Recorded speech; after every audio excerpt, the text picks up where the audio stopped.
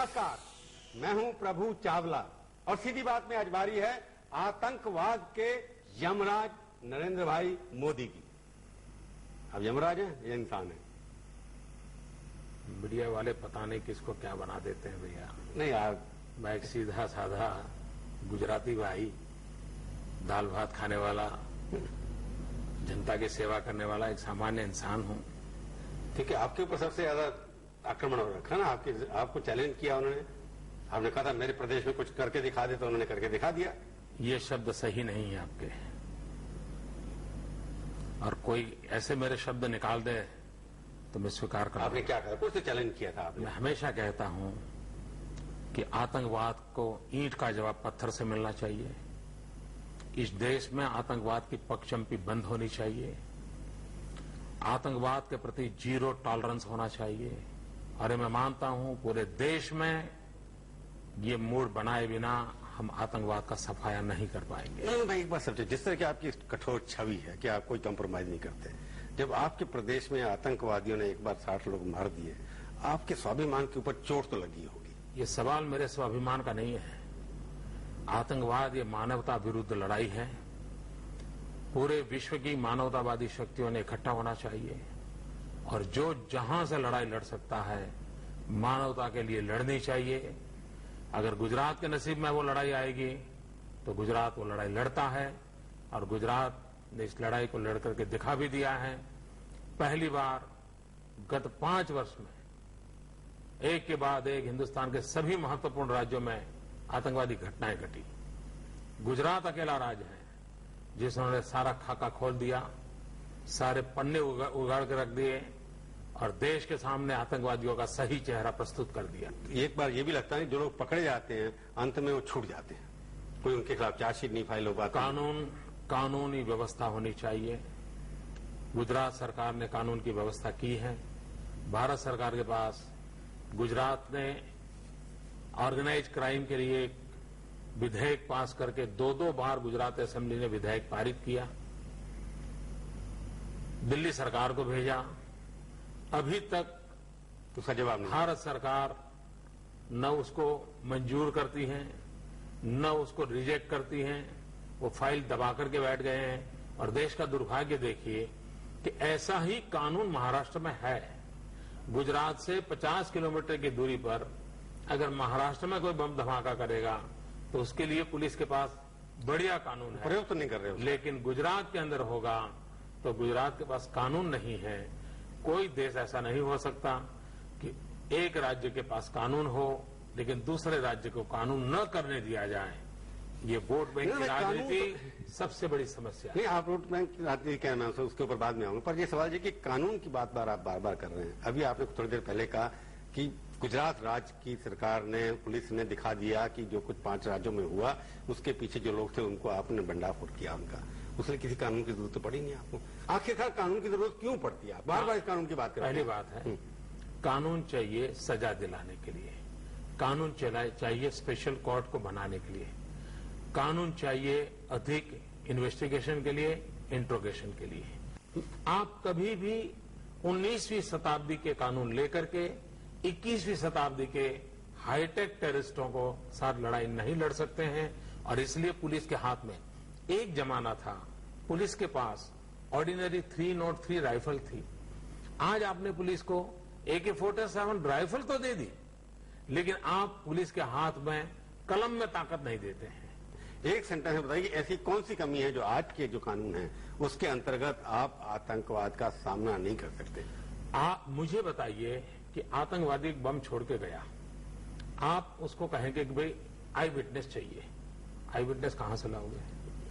आप इंट्रोगेशन करते हो, उसमें जो बताता है उसको सबूत मानना चाहिए। आप टेलीफोन टैप करते हो, टेलीफोन टॉक को सबूत मानना चाहिए, एविडेंस मानना चाहिए। ये कानूनों में व्यवस्था दुनिया ने की। मतलब कन्फेशन को दुनिया ने इस बात को स्वीकार किया है। दूसरा एक भ्रम फैलाया जाता है कि कानून होता है तो भी घटनाएं घटती है। ये मुझे आश्चर्य होता है कि हमारे वोट बैंक के खिलाड़ी ये कैसी बातें कर रहे हैं। आप मुझे बताइए, अगर हत्या करते हैं तो 302 का कानून है, लेकिन अब हत्याएं तो हो रही है। क्या 302 का कानून निकाल दोगे क्या? ट्रेन के अंदर बिना टिकट जाना गुनाह है, फिर भी जाते हैं लोग, फिर भी लोग जाते हैं। तो क्या लालू प्रसाद ट्रेन में बिना टिकट जाना गुनाह है, ये कानून निकाल देंगे क्या? ये कैसी मजाकिया बातें हो रही है। और इससे आतंकवादियों का मनोबल बढ़ता है, इससे आतंकवादियों की खुराफत बढ़ती है और उनको मदद करने वालों की भी हिम्मत आ जाती है। आप नरेंद्र भाई, जो आपके विरोधी हैं और बहुत सारे हैं, आपकी पार्टी में भी हैं, बाहर से बहुत ज्यादा हैं, सवाल यह है कि जिस तरह की आपकी छवि की कठोर हैं आप, कानून का दुरुपयोग जो होता है, कानून बनना चाहिए पूरे समुदाय के लिए, हिंदू या मुसलमान के लिए तो कानून नहीं होता ना, कानून सबके लिए होता है, सबके बराबर होता है, सबके बराबर होता है। अब जब लोग छूट जाते हैं, फेक एनकाउंटर आपके यहाँ जैसे सुप्रीम कोर्ट में केस चल रहे हैं कि लोगों को मार दिया आपने उठा करके, आपके पुलिस ऑफिसर पकड़े गए, ये भी तो एक कानून की जो वर्दी का दुरुपयोग हुआ। कानून है तब होता है ना, हुआ ना मिसयूज, कानून है, विश्वास नहीं होता आपने। नहीं, कानून है तभी तो हुआ ना। अगर मान लीजिए किसी को पुलिस को भी इंक्वायरी हुई तो कानून था तब हुई ना, अगर कानून न होता तो क्या होता? के पास अगर ये आप मुझे बताइए, आप निर्दोष लोगों को मरने देने को तैयार हो, लेकिन दो निर्दोष लोगों की जांच होने देने के लिए तैयार नहीं हो। निर्दोष लोगों को मौत के घाट उतार दिया जाता है, आप निर्दोष लोगों की चिंता नहीं है। और इस देश का दुर्भाग्य है कि वो लोग कानून का विरोध करते हैं जिनको आतंकवादियों की चिंता है, जिन लोगों को आतंक की चिंता है, टेरर की चिंता है, टेररिज्म की चिंता है, वो कठोर से कठोर कानून के पक्षकार होते हैं। निवंत भाई, ये आपने बात ठीक की, अगर आतंकवादी के लिए एक लॉ है, उसको प्रिवेंट करना है, उसको सजा देनी है, जो दंगे करते हैं, जो मारते हैं लोग, उनको भी सजा उसी कानून के अंदर कोई ना कोई होनी चाहिए। होनी चाहिए ना, कानून सबके लिए होना चाहिए, ये कानून किसी ने हाथ में नहीं लेना चाहिए। तो आपको एक बात जो जिस तरह आप कहना चाहिए कि कानून सबके लिए बराबर है, ये इस तरह की जो भावनाएं हैं, दुर्भावनाएं हैं, उसको दूर करने के लिए भी कोई उपाय आप लोगों को सोचने चाहिए ना।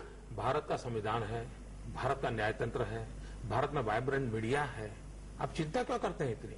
निर्दोषों को मरने देंगे क्या आप लोग? क्योंकि रोज ही नरेंद्र मोदी के खिलाफ कोई ना कोई सुप्रीम कोर्ट में खड़ा होता है, कोई ना कोई वहां पहुंच जाता है। मैं 3 बार मुख्यमंत्री बना हूं। दिल्ली में वो सरकार है जो मेरा एक भी गुना 100 मील दूरी पर भी हाथ लगेगा तो मुझे फांसी लटकाने के लिए मौका ढूंढ रही है।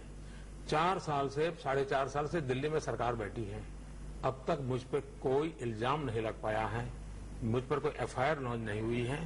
बयानबाजी करते हैं वो पॉलिटिकल है, वो आप भी जानते हैं। ठीक है, पॉलिटिकल वो आपकी रोजी रोटी के लिए मीडिया को भी मजा आता है, वो भी मजा आता है। ठीक है, हम तो टारगेट हैं आतंकवादियों के बाद, आप लोगों के टारगेट हम ही हैं मीडिया वाले कि या तो उनको मारो या इनको मारो, परंतु राजनीति जो आतंकवाद के नाम पर हो रही है उसके लिए कौन जिम्मेवार है? मैं पूछूंगा आपसे, इसके नाम पर, आतंकवाद के नाम पर राजनीति हो रही है। तो आतंकवादी बीजेपी का नहीं है, कांग्रेस का नहीं है, मानवता के खिलाफ एक जंग है। इस पर क्यों वो कहते हैं जी नहीं हम नहीं कानून बनाएंगे, आप कहते हैं कानून बनाएंगे, तो दोनों की सोचने का अलग अलग तरीका क्यों है? पहली बात है, दुनिया के सभी डेमोक्रेटिक कंट्रीज ने आतंकवाद के खिलाफ कठोर से कठोर कानून बनाए हैं। अगर हिंदुस्तान में कोई नहीं बनाता है तो सवाल उसको पूछना चाहिए। जो ह्यूमन राइट के सबसे बड़े ठेकेदार हैं उन्होंने भी कठोर से कठोर कानून बनाए हैं। अगर कानून का मिसयूज होता है तो हमारे देश में एक व्यवस्था है, लेकिन कानून न होने के कारण निर्दोषों को मौत के घाट उतार दिया जाता है, उसके लिए कौन जवाब दे? और इसलिए देश में, और मैं कम से कम पिछले दिल्ली बम के बाद, धमाके के बाद, हिंदुस्तान का मीडिया एक स्वर से कानून के पक्ष में जो कैंपेन कर रहा है, मैं सभी मीडिया के मित्रों को इस विषय में बधाई भी देना पसंद करूंगा आज, क्योंकि मैं लगातार देख रहा हूं पिछले 4 दिन से मीडिया के सभी चैनल, इलेक्ट्रॉनिक मीडिया हो या प्रिंट मीडिया हो, देश में कठोर कानून होना चाहिए, इस आवश्यकता पे बल दे रहा है।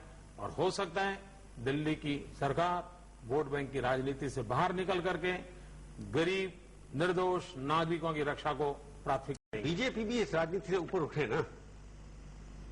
हमने कोई राजनीतिक बयान नहीं दिया है, हम इतना ही कहते हैं 4 साल हुआ मैंने कानून पास किया है, गुजरात की 5.5 करोड़ की जनता ने जिस असेंबली को चुना है उस असेंबली ने पारित किया है, 2 बार पारित किया है, वैसा ही कानून महाराष्ट्र में है, तो गुजरात को रोका क्यों जा रहा है? अब शिवराज पाटिल ने मेरे को सीधी बात में कहा कि हमारे को जब वोट लिया हमने, हमारे मैनिफेस्टो में लिखा था हम पोटा को खत्म करेंगे, लोगों ने वोट दिया उसके लिए। मैं गुजकोक की बात कर रहा हूं। नहीं, मैं उनकी तरफ से बात, मैं गुजरात का गुजकोक कानून की बात कर रहा हूं।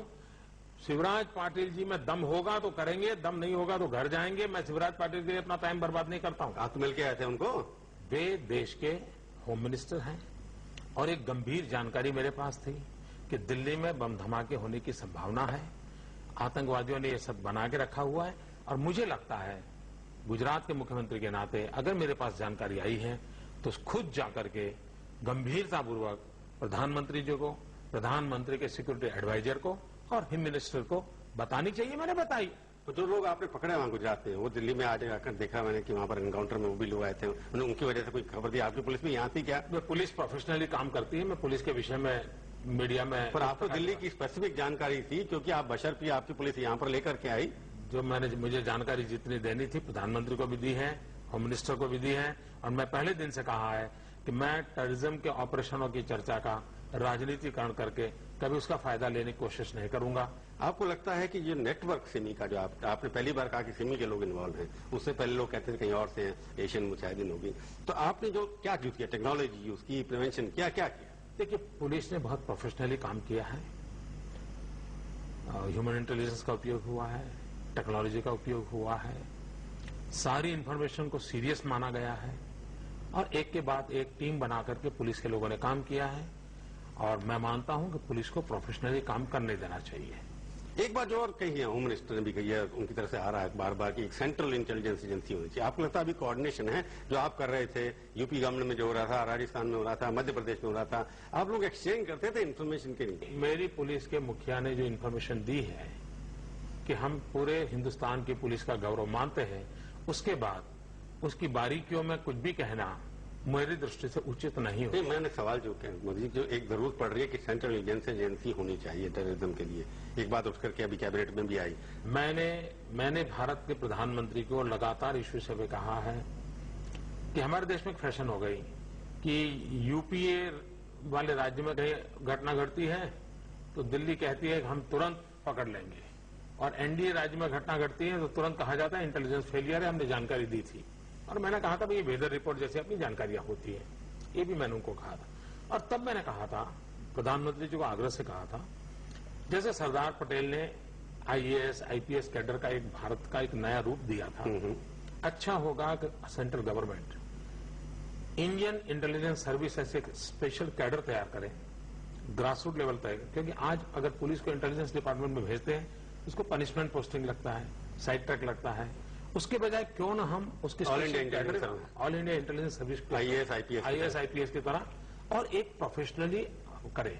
गुजरात में हम कुछ इनिशिएटिव ले रहे हैं, जैसे हम आज हाईटेक टेररिज्म है, क्राइम हाईटेक होता जा रहा है, उसमें टेक्नोलॉजी का बहुत उपयोग है। Gujarat is the first state in the world जो हम फॉरेंसिक साइंस यूनिवर्सिटी बना रहे हैं। इसी वर्ष हम इस काम का प्रारंभ कर देंगे जो क्राइम डिटेक्शन में बहुत बड़ा रोल प्ले करेगी। दूसरा हम काम करने जा रहे हैं रक्षा शक्ति यूनिवर्सिटी। रक्षा शक्ति यूनिवर्सिटी में हमारा कंसेप्ट ये है कि 12वीं कक्षा के बाद जिनको भी सिक्योरिटी फील्ड पे जाना है, चाहे आर्मी जाना है, एयरफोर्स जाना है, पुलिस में जाना है, बीएसएफ जाना है या प्राइवेट सिक्योरिटी एजेंसी चलानी है या डिटेक्टिव एजेंसी चलानी है, तो 12th के बाद वो इस यूनिवर्सिटी में दाखिल होगा। 5 साल का उसका रिगरस ट्रेनिंग होगा। पर आपको अमेरिका वाले, वेस्ट वाले वीजा नहीं देते, ज्यादातर खिलाफ रहते हैं। मैंने 2005 में सवाल, आपको अमेरिका ने वीजा फिर नहीं दिया, बहुत बुला रहे हैं आपको लोग, और पर आपकी पार्टी तो अमेरिका के रंग में रंग लिप्त है, प्रवेश करती रहती है, तो क्या? पहली बात यह है, एक फैक्चुअल इंफॉर्मेशन, अमेरिका को पूछिए क्या मोदी ने वीजा मांगा है? आपने अमेरिका से वीजा अभी तक नहीं मांगा? मैंने नहीं मांगा। अच्छा, आप नहीं मांगेंगे भी नहीं? मैंने साफ कहा है कि मैं ऐसा हिंदुस्तान देखना चाहता हूं कि अमेरिका के लोग हिंदुस्तान के वीजा के लिए लाइन लगाकर खड़े हो जाए। उन लोगों ने तो मांगा था, उनकी स्टेटमेंट है। मैं ऐसा हिंदुस्तान देखना चाहता हूं कि खुद अमेरिका पूरा कतार लगा के खड़ा हो जाए हिंदुस्तान में वीजा लेने के लिए। ये सपना होना चाहिए हमारा। पर एक बात बताइए, एक गिड़गिड़ाने वाला देश कैसा हो सकता है? ये मैं नहीं जानता हूं आप लोग क्यों ऐसे रोते रहते हो दिन रात। नहीं, मैं तो नहीं रो रहा। तो मोदी का भविष्य क्या है? मैं मोदी के भविष्य के लिए जिंदगी नहीं खपाता हूं। मोदी 5 करोड़ से बाहर निकलेंगे कि नहीं आप? मैं गुजरात की सेवा में लगा हूं, पूरी ताकत से सेवा कर रहा हूं और जितनी अच्छी सेवा हो सके करना चाहता हूं। आपकी अभी सेवा क्या बाकी है? मैं पूछूंगा एक ब्रेक के बाद, और आपसे पूछूंगा 5 तीखे सवाल भी, और उसका तीखा जवाब अपनी नेचर के हिसाब से मेरे को दे देना। आज हम बातचीत कर रहे हैं गुजरात के मुख्यमंत्री नरेंद्र भाई मोदी से, और मैं उनसे पूछूंगा 5 तीखे सवाल भी। आपको सबसे अच्छा रंग आपके दिन के क्या पैदा है, ये वाला या तिरंगा? मैं सफेद रंग को पसंद करता हूं हमेशा। तिरंगा नहीं पसंद आपको? तिरंगा तो सम्मान और श्रद्धा का केंद्र है। चुनाव के बाद आपको मौका मिला तो आप पहले होम मिनिस्टर बनेंगे या प्रधानमंत्री?